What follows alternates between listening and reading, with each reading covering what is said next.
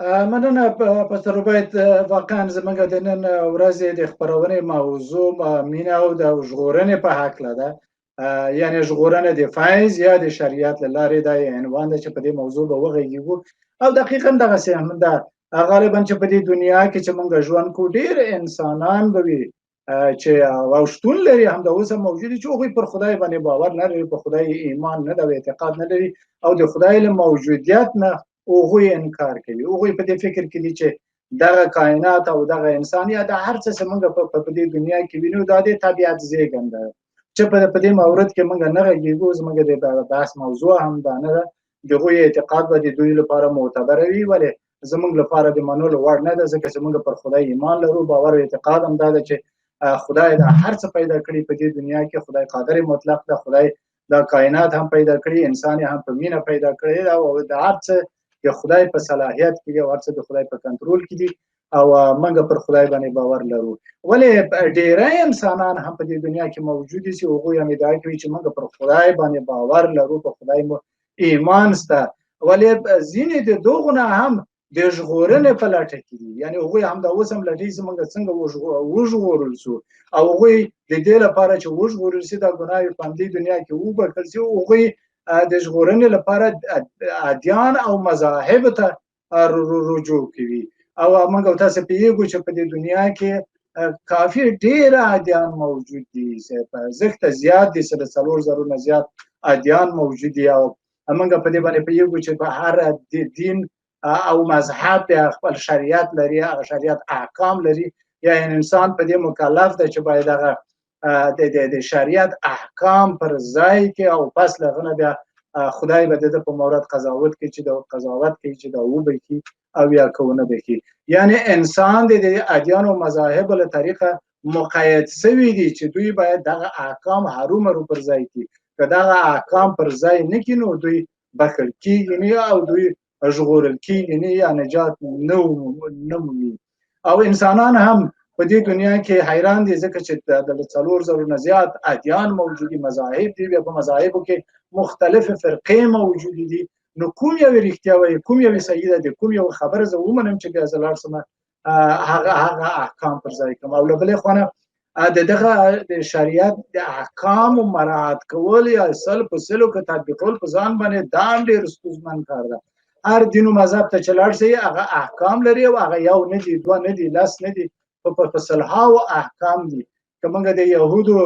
شریعت ته لاړ شو ته ګورې له 600 نه زیات احکام لري. که په اسلام کې لاړ شو هلته هم ډېر احکام لري. که بودیزم او یهودي هندویزم ته وګورو هغوی هم احکام لري. یعنې ستونزمن کار دغه شریعت یا دغه احکام د انسانانو لپاره چې موږ نشو کولی دغه ټول پر ځان باندې عملي کړو. یعنې که موږ یو یې عملي کړو، دوه یې عملي کړو، 10 عملي کړو، بیا هم هغه ځینې احکام پاتې کېږي. کله چې موږ هغه احکام نشو عملي کولی نو غالبا چې د خدای امر په ځای کېږي نه او موږ نشو کولی چې وژغورل شو.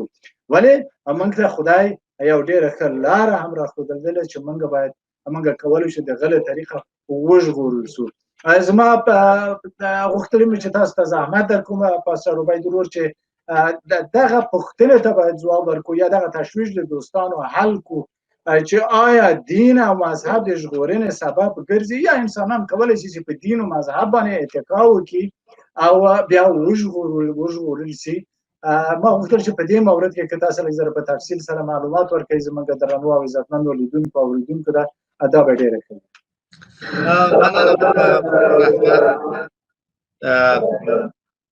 یقینا چې دنیا کې دوه ډوله خلک شتون لري. یو اوله ډله هغه خلک دي چې پر خدای باندې باور نه لري، هغوی دا خبره نه مني چې خدای موجود دی یا خدای شتون لري او د خدای د موجودیت څخه دوی انکار کوي. او دویمه ډله چې دا هغه انسانان دي چې هغوی پر خدای باندې باور لري او دا عقیده او فکر ورسره دی چې دا دنیا یو خالق لري او هلته یو خالق سته، یو لوی خالق سته چې هغه یو مطلق قدرت لري او خپل د قدرت په واسطه یې دا دنیا خلق کړې ده. نو دلته یو لوی مشکل هم شتون لري او هغه مشکل څه شی دی؟ هغه مشکل دا دی چې دغه انسانان کوم چې پر خدای باندې باور لري دوی غواړي چې د دین او د مذهب د لارې و خدای ته ورسیږي. خو په دې کې مشکل څه دی؟ ولې دا یو لوی مشکل دی؟ ولې انسانان نسی کولای چې د دین او مذهب د لارې و خدای ته ورسیږي؟ ځکه چې په دنیا کې یو دین او یو مذهب شتون نه لري. په دنیا کې 4300 تقریبا هغه معین تعداد نه دی معلوم، خو په دنیا کې 4300 ادیان او مذاهب شتون لري، او ټول دغه ادیان او مذاهب دا ادعا کوي چې زما دین، زما مذهب هغه یوازینی دین او مذهب دی چې کولی سي تاسو و خدای ته ورورسوي. نو خبره دلته ده چې موږ د کم دین او د کم مذهب خبره ومنو. اوس که چیرې زه وایم چې دغه دین او دغه مذهب رښتیا دی او زه کولی سم چې د دغه دین او مذهب د لارې و خدای ته ورسېږم، دا خو د حل لاره نه ده، ځکه چې هغه بل مذهب او هغه بل دین چې په دنیا کې شتون لري هغه هم وایي چې زه هغه یوازینۍ لاره یم چې زما په واسطه تاسو کولی سئ چې و خدای ته ورسېږئ. نو دلته یو لوی مشکل موجود دی، او هغه مشکل دا دی چې موږ آیا کولی سو د دین او مذهب د لارې و خدای ته ورسېږو که نه؟ دا یوه خبره. اوس که چیرې زه دا ومنم چې ښه نو زه دغه یو دین چې دی دغه تر نورو ادیانو به دی، ښه دی، بهتره دی، او زه به دغه دین منم او د دغه دین به لارې زه حتما و خدای ته ورسېږم. خو دا بیا هم ستا یا زما مشکل نه حلوي. ولې؟ ځکه چې کله چې ته هغه دین منې، بیا هغه دین هم په بېلابېلو مذاهبو ویشل سوی دی. لکه زه یو مثال ورکوم. اوس که چیرې یو سړی وایي چې دغه اسلام چې دی ډېر یو ښه دین دی او زه کولی سم چې د اسلام د لارې و خدای ته ورورسېږم، سمه ده، ته ولاړ سه مسلمان سه، آیا ستا مشکل حل کېږي؟ آیا ته خدای ته ورسېږې؟ یا یوازې یو مسلمان نسی کولی چې خدای ته ورسېږي؟ هغه مسلمان چې پر اسلام باندې باور ولري هغه باید چې یو د دغو مذاهبو څخه هم باید چې هغه پر دغو یو د اسلام پر مذاهبو باندې هم باید چې هغه ایمان راوي. یعنی اسلام چې دی په بېلابېلو مذاهبو باندې ویشل سوی دی، لکه سني، لکه شیعه، لکه احمدیان او داسې نور او صوفیان، دا د اسلام مذاهب دي. نو کله چې یو سړی مسلمان کیږي هغه باید چې یو د اسلام دین قبلوي هغه سړی هغه باید چې یو مذهب هم خوښ دي. اوس که چیرې موږ د اسلام دغه مذاهب وڅېړو، سنیان وایي چې زموږ مذهب چې دی حقیقي مذهب دی، خو شیعهګان وایي چې نه، زموږ مذهب چې دی حقیقي مذهب دی. د دې معنا څه دی؟ چې تاسو یوازې کولی سئ، ای مسلمانانو، تاسو یوازې کولی سئ چې زما د مذهب د لارې و خدای ته ورسېږئ. هغه بل وایي، هغه بل احمدیان بیا وایي چې یا تاسو یوازې زموږ د مذهب د لارې کولی سئ چې و خدای ته ورسېږئ، او دغسې صوفیان. اوس که چیرې زه دا ومنم زه نو هېڅ خبره نشته، زه د اسلام دین منم، سني یا شیعه یو د دغو مذاهبو څخه هم زه یو خوښوم او هغه هم منم، آیا زما مشکل حل کېږي؟ یا اوس که چیرې تاسو دغه مذاهب هم وڅېړئ لکه سنیان، هلته څوک دغه مذاهب هم په بېلابېلو فرقو باندې ویشل سوي دي. لکه که چیرې موږ د سني مذهب وڅېړو نو هلته ګورو چې هلته موږ مالکیان لرو، هلته موږ حنفیان لرو، هلته موږ شافعیان لرو، هلته موږ حنبلیان لرو، او اوس داسې نورې فرقې هم جوړې سوي دي لکه وهابیانو، سلفیانو، داسې نور. او که چیرې موږ د شیعه مذهب وڅېړو نو هلته بیا ګورو چې د شیعه مذهب هم پر بېلابېلو فرقو باندې ویشل سوی دی. لکه هغه شیعهګان چې پر 12 امامانو باندې باور لري، اسماعیلیان چې پر 6 امامانو باندې باور لري، زیدیان، غالیان، کیسانیان او داسې نور. نو خبره چې ده، خبره دا ده چې دین د حل لاره نه ده، مذهب د حل لاره نه ده، او دغه فرقې چې دي زموږ مشکل د خدای سره نه حل کوي. یعنی که چیرې زه یوازې پر خدای باندې، زه یوازې پر یو دین باندې باور ولرم، دلته دا پوښتنه منځته راځي چې په دنیا کې 4300 ادیان موجود دي. نو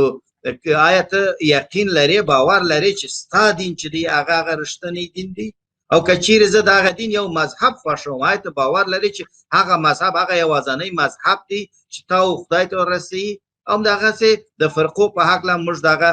نتیجې ته رسیږو چې دغه فرقې دغه مذاهب دغه ادیان د حل لاره نه ده خدای د حل لاره ده موږ د خدای د لارې کولی شي چې خدای ته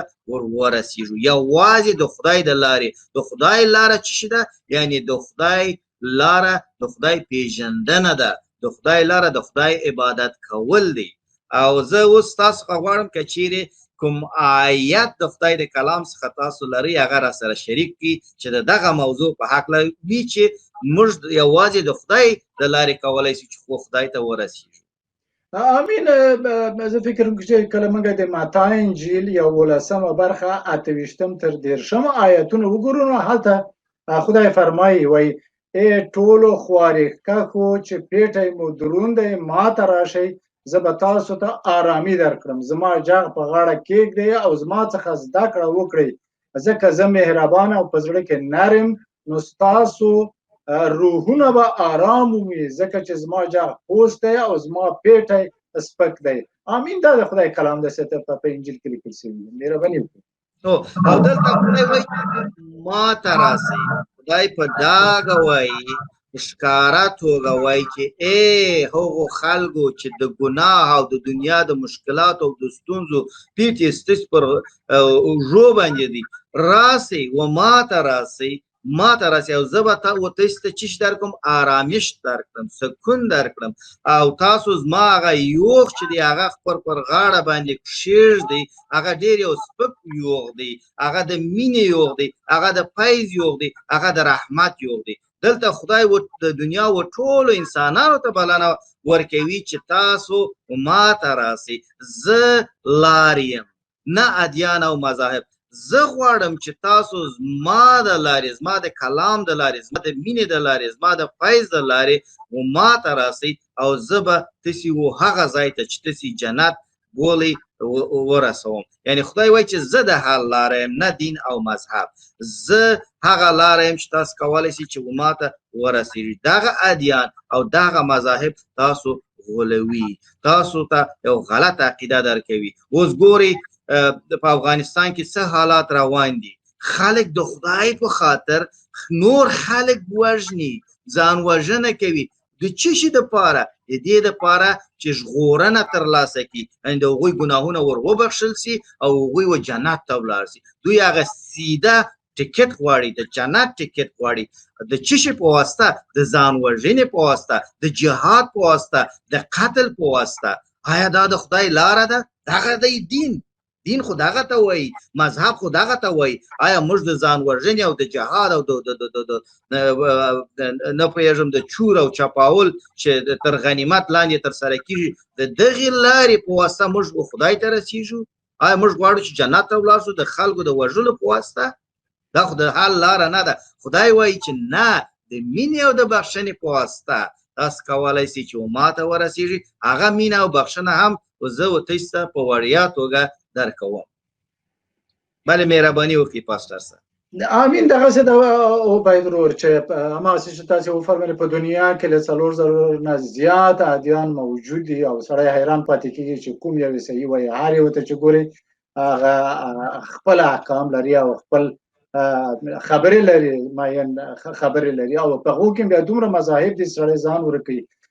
موږ تنها د هندویزم دین ته چې ګورو تاسو د اسلام تشریح په هندویزم کې باوجود چې هندویزم یو دین دی ولې دومره مذاهب لري دومره فرقې لري چې سړی پرې نه پوهېږي ما کله چې په هندوستان کې ژوند کوو په هر کوڅې ته به چې تلم هلته به د دوی مندرونه وو هر یو ته به مې کتل مختلف بتان هلته موجود وو هغوی ته به یې سجده کوله ویلې دا زموږ خدای ده او موږ په ده باندې باور لرو یعنې یو مندر کې په بل مندر سره تفاوت درلود یعنې د دوی خدایان او د دوی هغه طریقه د عبادت یا د دوی هغه لاره پکې اختلاف موجود او کله به د دوی حکم کوي چې دغه خلک چې دغه بت سجده کوي دا درست نه دی یعنې اتهام به یې سره ورلو همدغه چې په اسلام کې چې موږ ګورو د شیعهګانو په منځ کې سنیان خلافرې د شیعهګانو په منځ کې د 12 امامي او شپږم امامي او د د اسماعیلیه ترمنځ کافی اختلافات موجود دي، هم د عبادت په طرز کې عوام هم حتی د خدای په حق په دوی نظریات سره مختلف دي او دوی او تر بل سره کافر بولی چې دا 12 امامي او شپږ امامي اسماعیلیه ډله ته کافر وایي چې وایي دا کافران دي، اصلا دوی مسلمانان نه دي. یعنی تر دې حده دوی په خپل منځو کې سره اختلافات لري. کله چې دوی دومره اختلافات لري نو څنګه به بیا یو انسان ته د ژغورنې لار ورکړي چې د ژغورنې لاره هم دغه ده. اما چې تاسو ویلي واقعا چې دغه ادیان او مذاهب د ژغورنې لار نه ده، دغه مذاهب او ادیانو له طریقه موږ حقیقي خدای ته رسیدلی نسو او نه موږ نشو کولی چې د خدای هغه مینه بخښنه او ژغورنه ترلاسه کړو. یعنی دغه شریعت زموږ د ژغورنې باعث نه ګرځي، موږ نشو کولی چې خدای ته ورسیږو او وژغورل سو. موږ چې څومره ژوند کوو په دې دنیا کې او څومره د ادیانو پسې وګرځو موږ نتیجې ته نه رسیږو، ځکه چې دغه ادیان موږ خدای ته نشي رسولی او دغه ادیان زموږ د ژغورنې باعث نشي ګرځېدلی، ځکه چې خپل ادیانو کې ډېر مشکلات شته، د دوی په کتابونو کې ډېر مشکلات شته. په ځینو ادیانو کې تاسو ګورئ چې عملاً د انسان وژل د جهاد او د دې تر نامه لاندې اجازه ورکړل شوې ده چې تاسو ووژنئ، یا یو سړی چې تاسو په دین او مذهب کې نه دغه قتل روا ده او حتی دومره سختګیري دی که یو انسان له دوی له دین او مذهب نه ځي او بل دین او مذهب ته دغه ته د سمسار حکم کوي چې وی وژنئ، چې دا د خدای ارزو نه ده، ځکه چې خدای وایي چې له ما سره په ټول زړه په ټول فکر او په ټول وجود سره مینه وکړه او دغه انسان چې ما پیدا کړی چې ستا ګاونډی ده او انسان ده له هغه سره مینه کوه. خدای د قتل او قتال حکم نه ده ورکړی او له بلې خوا خدای په سپېڅلي کتاب کې نه دی ویلي چې دغه دین ما پیدا کړی ده او دغه دین درسته ده او د دغه دین پیرو واوسئ. اصلا خدای د دین او مذهب څرګندونه موږ ته نه کوي. خدای وایي چې زه موجود یم، زه ژوندی یم، نو تاسې نیاز نه لرئ دین ته او مذاهبو ته. نو څه ضرورت ده چې موږ دین او مذاهبو ته لاړ شو او دا ښه وي چې موږ د حقیقي خدای په لټون کې اوسو، د خدای هغه احکام او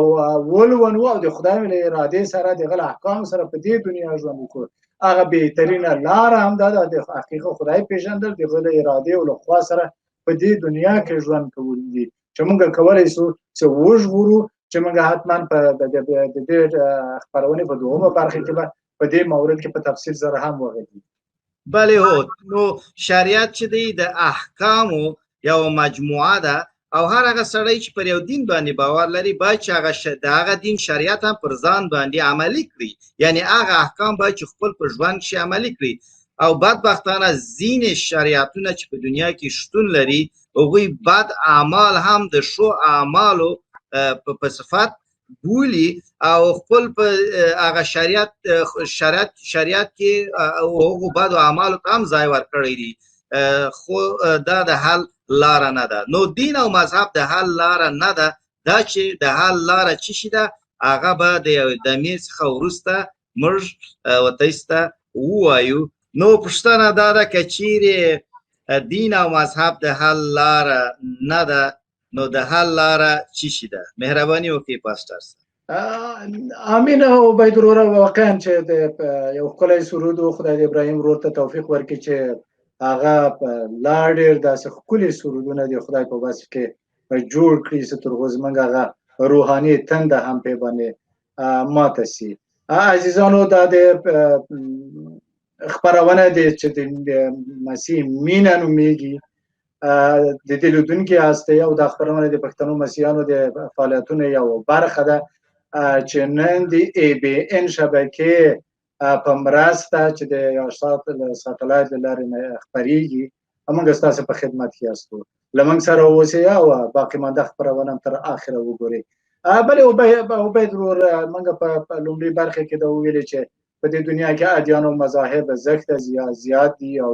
هر انسان هم په دې لټه کې د هغه وژغورل شي، د خدای مینه او محبت ترلاسه کړي او د هغوی ګناهونه په همدې دنیا کې وبخښل شي. او موږ عرض کړو دوستانو ته چې دغه دین او دغه مذاهب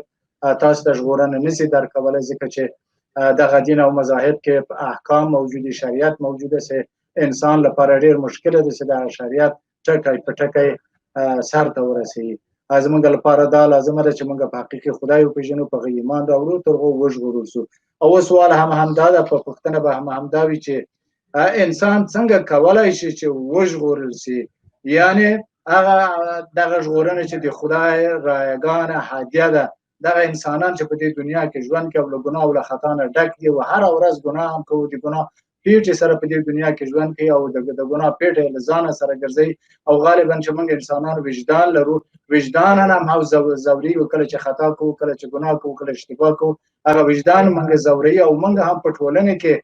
د نورو په نزد کې خجالت احساسوو چې زموږ ګناهکار معرفي کیږو او هم خدای له موږ نه ناراضه ده، خدای هم موږ ویني. هر څه موږ که د انساني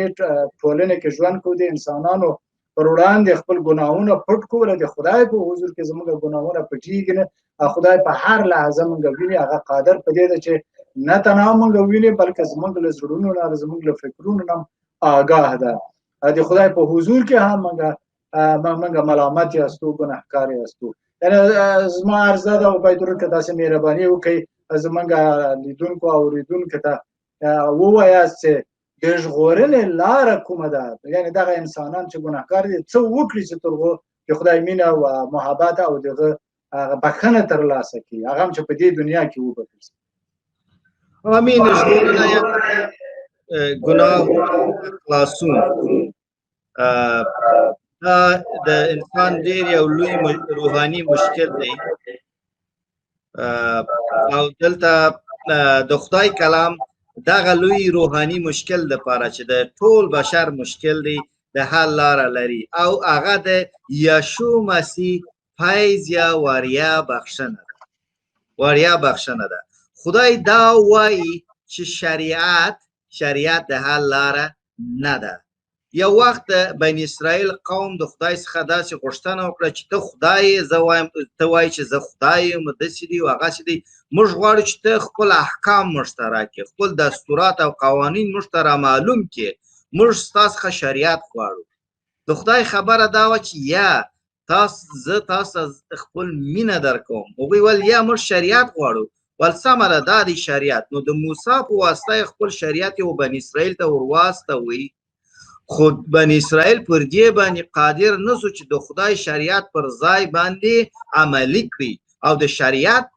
حکم چې شي دی، د شریعت شرط چې شي دی، د شریعت شرط دا دی چې کله ته دا شریعت منې نو باید یې چې په پوره توګه، په بشپړه توګه پر ځان باندې عملي کړي. او که چیرې ته نشې کولی چې دا شریعت پر ځان باندې عملي کړي نو تا ته به سزا درکول کیږي. او که چیرې ته پر دې باندې قادر یې چې دغه شریعت پر ځان باندې عملي کړي نو تا ته به خدای اجر درکوي. نو دلته خبره دا ده کله چې بني اسرائیل ناکام سو چې د خدای شریعت پر ځان باندې عملي کړي نو هله خدای خپل راغی، انساني جسم یې واخیستی او په دنیا کې ژوند وکړي تر څو موږ ته خپل د مینې او د بخښنې پیغام چې هغه زیری ورته وایي یا انجیل ورته وایي هغه یې راورسوي. او خدای د ژغورنې لاره یې خلاصه کړه، د ژغورنې لاره یې خلاصه کړه. او نن موږ کولی شو چې د مسیح د فیض د لارې خدای ته ورسېږو. زه ستاسو څخه غواړم پاسټر صاحب چې 2 آیتونه که چیرې تاسو مهرباني وکړئ د خدای د کلام څخه ولولئ. یو آیت یا د خدای د کلام هغه برخه چې د شریعت په هکله دی او بله برخه چې د فیض په هکله دی، یعنی چې د ژغورنې لاره د مسیح فیض یا بخښنه ده. دغه 2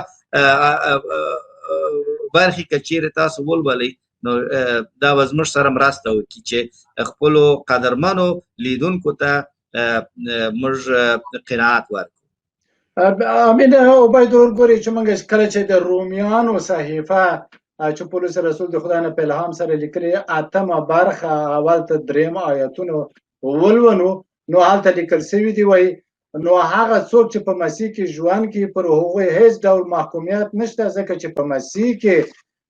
ژوند بخښونکی پاک روح زه د ګناه او د شریعت له مرګ څخه آزاد کړم.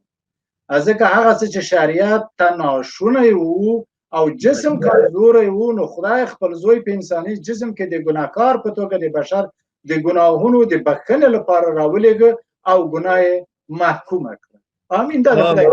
پولس رسول په قلم لیکل شوي. دلته وایي چې هغه څه چې شریعت ته ناشونی یعنی ناممکن و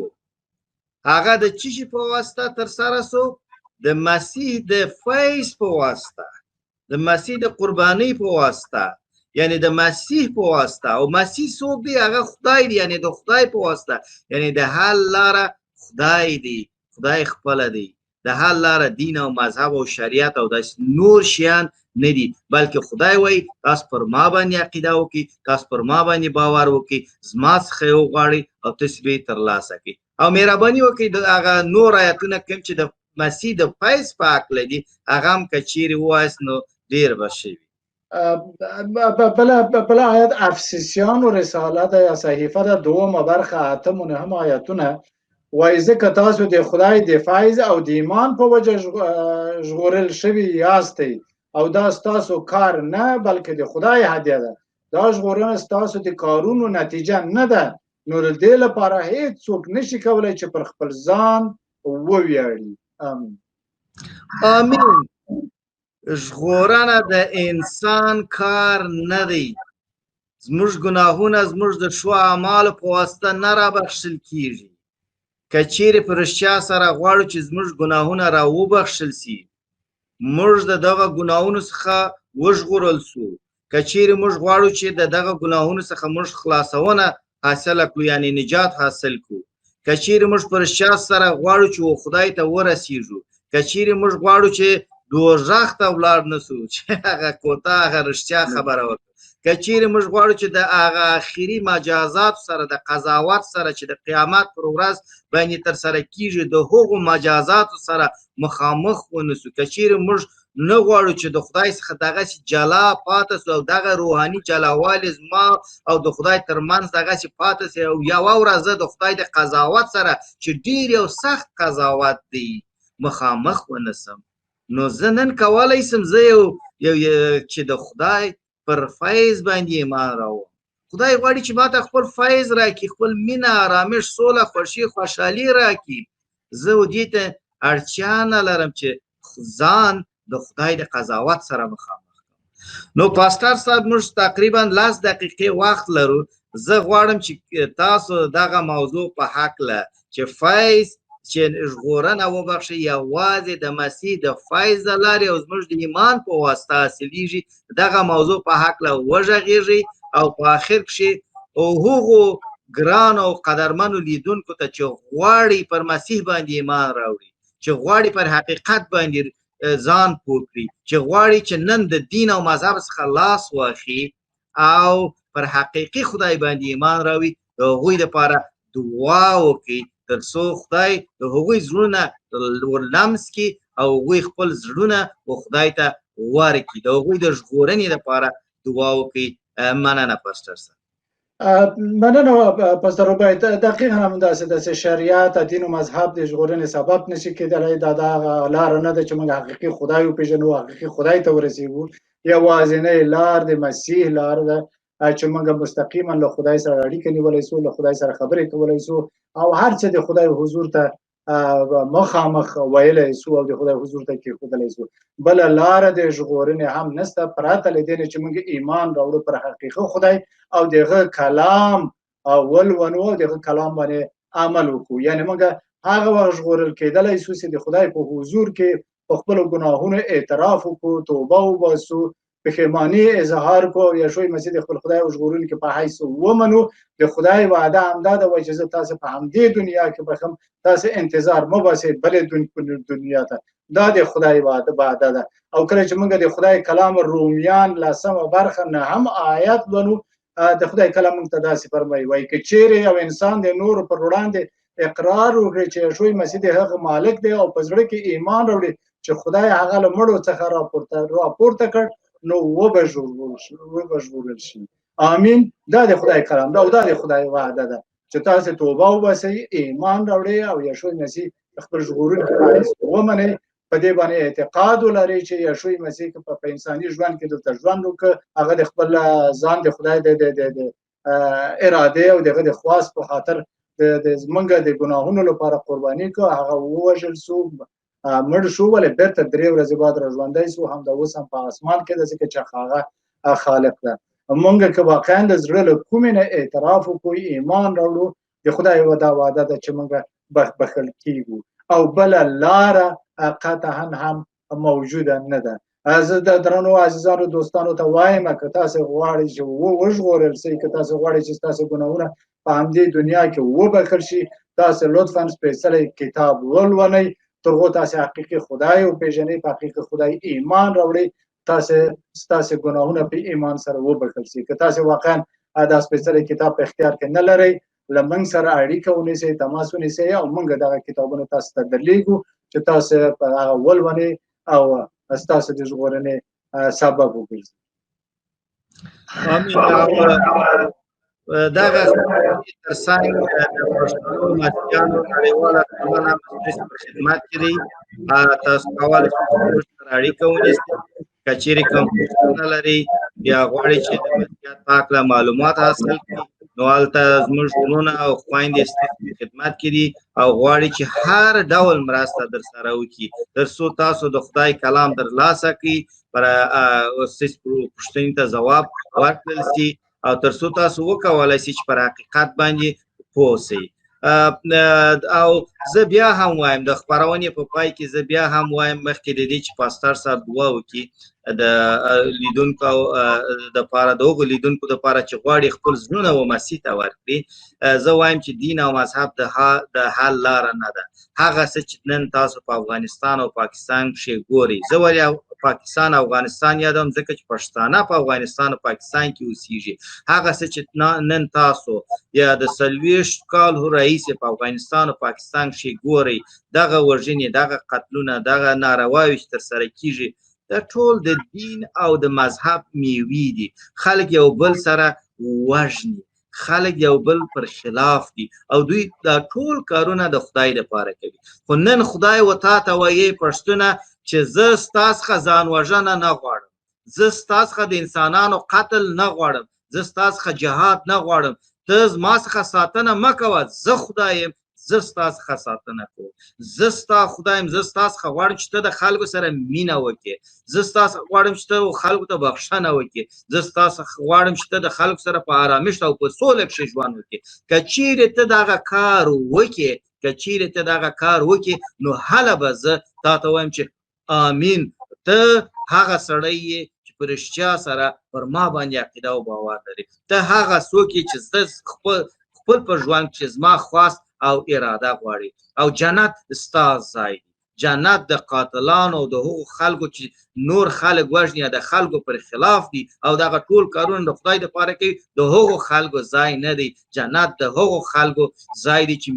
مینه خوښوونکي دي هغه خلک چې بخښنه کوي هغه خلک چې پر رښتینې او حقیقي خدای باندې باور لري او دغه رښتینې او حقیقي خدای یشوع مسیح دی چې هغه د مینې خدای دی او دغه یوازینی حکم دا دی چې خپل د خدای او د بشر سره مینه وکړي او که چیرې د بشر سره مینه نشئ کولی نو څنګه کولی شي چې دا دعا وکړي چې موږ پر خدای باندې ایمان لرو او د هغه سره مینه کوو دغه د حقیقي ایمان دغه د حقیقي عقیده چې موږ باید پر خدای باندې ولرو مهرباني وکړئ پاستر صاحب د هغو لیدونکو دپاره چې همدا اوس موږ دغه خپرونه ګوري او په رښتیا سره غواړي چې دغه خدای حقیقي خدای چې د مینې او د بخښنې خدای دی پر هغه باندې ایمان راوړي یا زړونه یې لمس شوي دي او غواړي چې اعتراف وکړي چې هو موږ پر دغه خدای باندې چې د مینې او د بخښنې خدای دی پر دغه خدای باندې باور لرو د دغه اورېدونکو دپاره دعا وکړي موږ تقریبا 2 دقیقې وخت لرو پاستر صاحب مننه پاستر روبرت راځئ چې دعا وکړو سپېڅلی خدای مننه کوم د دې وخت لپاره چې تا موږ ته راکړه او د دې لایق وګرځولو چې موږ د دې ته ټلویزیوني خپرونې له طریقه ستا خوږ کلام خپلو پښتنو خویندو او ورونو ته ورسوو او زموږ هیله همدا ده چې هغوی حقیقي خدای وپېژني ایمان راوړي تر هغو وژغورل شي او زه دعا کوم خپل خویندو او ورونو ته پښتنو خویندو او ورونو ته خاصتا هغوی ته چې د نن خپرونې کې موږ سره شریک وو